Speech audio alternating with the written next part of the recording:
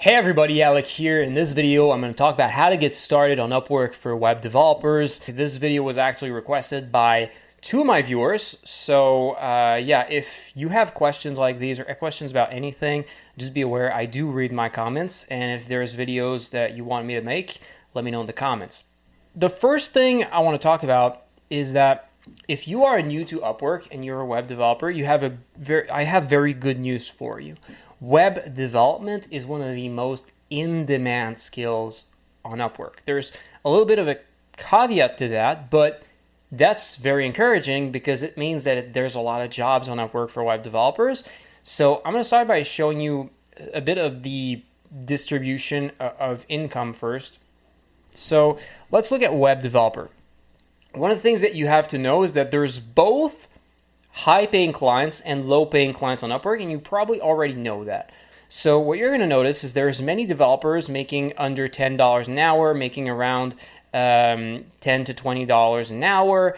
Now, there are jobs that pay a lot more, but the problem is that the way you find low-paying clients and the way you find high-paying clients is very different, because they are looking for different things in freelancers, and getting good at finding low-paying clients does not teach you how to get good at finding high-paying clients, because these types of clients are very different and they're looking for different things and they have very different companies. Freelancer hourly rates are different from employee hourly rates because freelancers do not get paid vacation, they do not get guaranteed hours, and they have to spend some hours of work every week that are not getting paid for communication and handling clients. So freelancing is not just about Upwork. Freelancing has existed for thousands of years, and plumbers, photographers, electricians around you are freelancers as well. Like it's not because you're not on Upwork that you're not a freelancer. Upwork is just one place where you can find freelance jobs, but it's not freelancing in itself.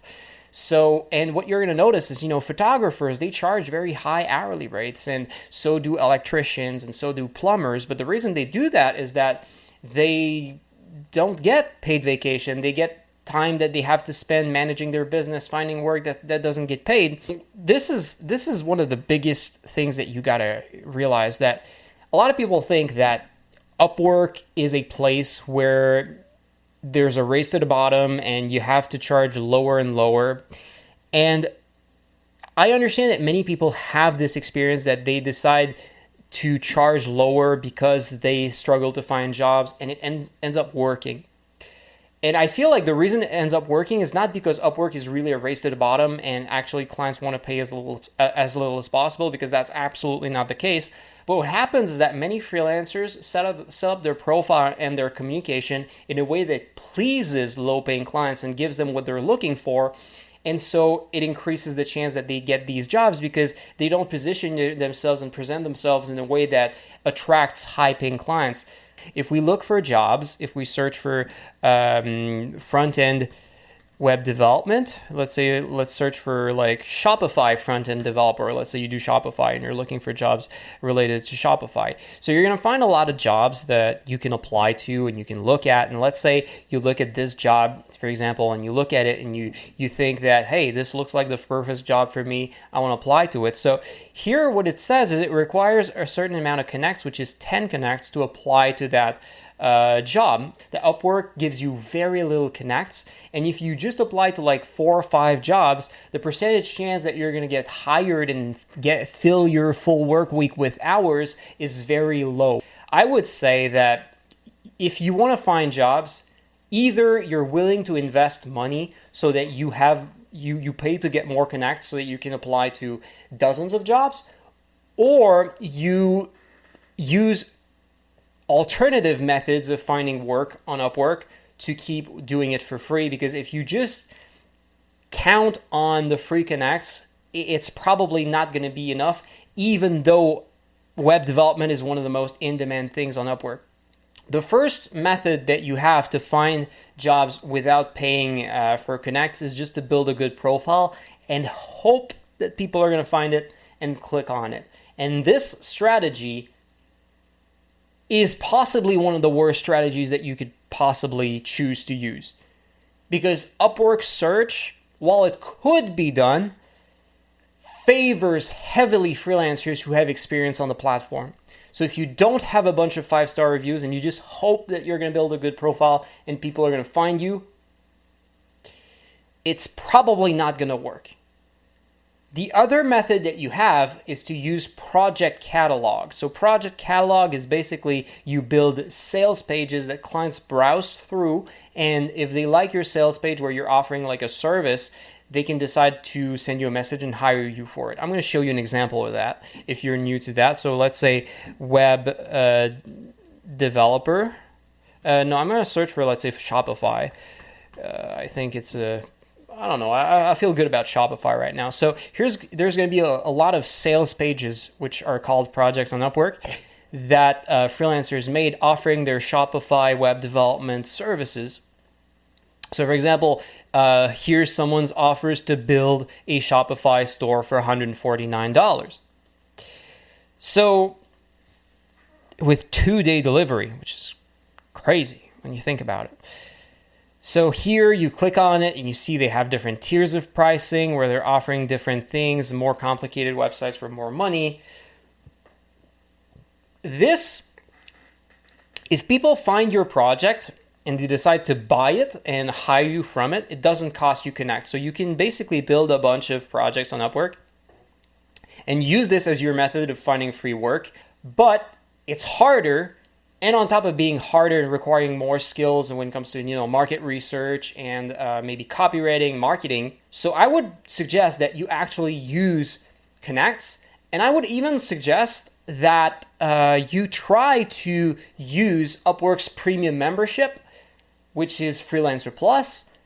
Most of what it gives you is not really that good, but there's one feature that I really like about it, which is that it lets you see what is the, what's the amount of money that other people are offering clients. Think about it, especially for web development. They want to have a website that's going to be secure and safe. Like, they don't want to hire the cheapest freelancer. They want to hire someone who looks trustworthy, especially for web development, especially for services like this. Like, there's some jobs, logo design. You can hire cheap freelancers, and if they do a bad job, who cares? You wasted maybe $50 and you don't use it. Who cares? If they build a bad website, you could get in legal trouble in many countries if people steal your customers' information from your website because you hired a cheap freelancer. We tend to think that the more expensive wines, the more expensive vacuum cleaners, the more expensive cars are better than cheaper cars, vacuum cleaners, cheaper products. It's just a normal phenomenon of the human psyche of associating high price with higher value. If you try to charge too low, you are going to possibly get clients, but you are going to learn to deal with cheap clients and the skill set of dealing with cheap clients. There's overlap with the skill set of dealing with high-paying clients, but it's much better for you to practice communicating with high-paying clients and understand what they're looking for so that you know how to adjust your profile more and more to please these types of people more and more, instead of wasting your time with cheap clients who are going to give you a false impression of what you should be communicating to clients and what clients really care for, because what they say is true, but it's not necessarily true for the clients you want to get on the long term. So when it comes to building your profile, one of the things that I wish I had learned really earlier is that if you try to build a profile from scratch by yourself, it's just going to be confusing, and what you're going to build is probably going to be bad. Because if you just try to build a profile from scratch and you have no experience looking at good profiles and you don't really know what a good profile is, how do you know what you're going to build is good? How do you know what you need to write in your bio on your profile? How do you know how to build a good title? How do you know what should be your hourly rate? How do you know how you should be presenting all the things on your profile? So one of the things, trying to be creative, school teaches us that you shouldn't copy, you shouldn't model other people, you should basically come up with everything ourselves. And the reason they do that is not because it teaches us the best skills and the best work habits for adult life, but basically because if you only look at what you do yourself and try to do everything creatively and create something new without looking at what other people are doing, what happens is easier to evaluate your skills for the teachers. But the overall products that you developed from this work habit is worse than what you would build if you were working with other people or learning from other people. You know the adage, like, good artists, I think it's something like great artists steal. Like it's not exactly we want to steal, but we want to take the best elements from what other people are doing to build our own version of that. That's the most effective, quick method of creating a good profile. And if we look at, for example, like the profiles of successful freelancers, for example, I'm gonna look, I remember like some guy, his name was Atinder, like he has an amazing profile. He's a web developer. I mean, you look at that, you look at just his overview. This is the start of his bio. Look at what he's doing with the emojis, and these are all like indicators of value right at the beginning, and this line right there just looks so good in the profile preview there. And those are things that maybe you wouldn't have thought of doing yourself if you hadn't looked at the profiles of other people. And you look at his old profile, like his title there is very optimized and follows like it's a style that many successful freelancers are using for good reason. His bio, it's really well written, and like there's so much you can learn by just looking at what the successful people are doing. You can look at the profiles of like 30 different web developers, web developer. If we search for web developer, what you can do is just say, hey, I'm going to look at the profiles of web developers who are actually working with high-paying clients. So I'm going to look at only people who are charging over $30 an hour, and you look at their profiles, and you only look at the people who have worked and have some job success, and you ignore the people who have not found jobs yet because they're not representative, and you just look at all their profiles, and you're like, hey, this guy, there's some things that he does really well, and this guy, there's something he does really well, and like, oh, there's maybe 10 people that you see that have a similar sort of style for their profile picture, and similar sort of background that you feel you could easily replicate at home. Like, it doesn't you're going to find through looking at all these profiles that there's repeating different styles of building the bio, of building the job title, of building the profile picture. It's not like building a resume. Like, you don't see the resume of like all the other people who apply to your local jobs. But on Upwork, it's different. You can see the profiles of other people, and you can use that to your benefit. And one of the things that I want to share with you also is that since web development is in high demand, like, you're going to notice that a lot of people have profiles that are not that good, or have elements in them that are pretty bad, but they're still being able to find a lot of jobs.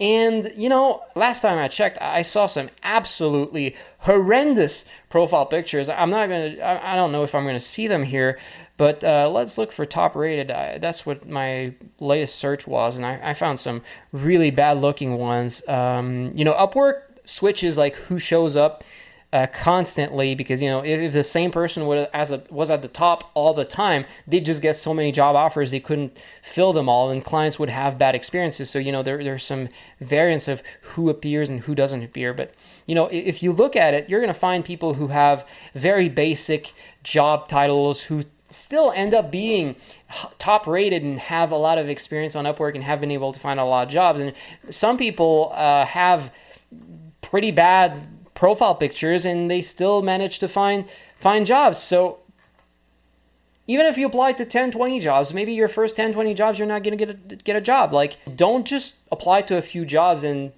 wait. Like, keep being active. And I think that would be a much better approach than just waiting after you send your proposals. And also understand that your free connects are probably not going to be enough. So either use Project Catalog with it, or pay more for more connects, or use both of these strategies at the same time. Like, nothing forces you to just pick one and go through it. Like, you can do some of both. So yeah, I hope you found this video helpful. If you have questions, ask me in the comments, With that, I'll see you in my next videos. Take care.